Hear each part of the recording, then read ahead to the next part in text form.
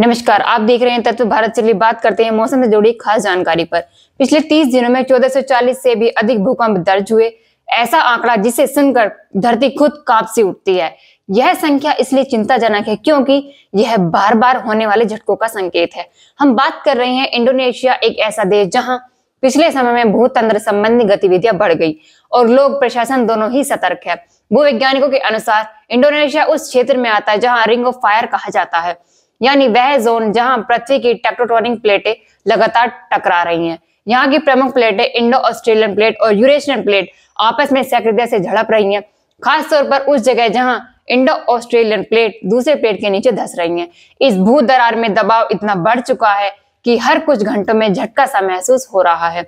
इस 30 दिन के दौर में कई झटकों की तीव्रता 6.0 या उससे अधिक रही। ये झटके सिर्फ मामूली गुजर नहीं रहे, लगातार झटकों ने आम लोगों के मन में डर बसा दिया है।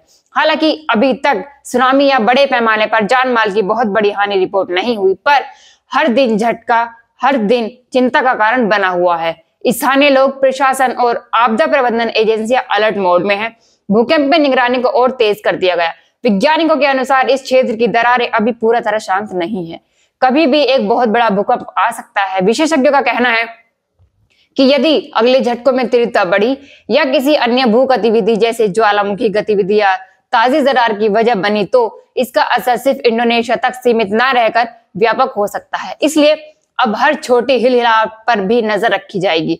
खबर यह है कि वर्तमान में लोगों को सुरक्षित स्थानों की ओर ले जाने, आपातकालीन किट तैयार रखने और भू चेतावनी तंत्र मजबूत करने की तैयारी चल रही है।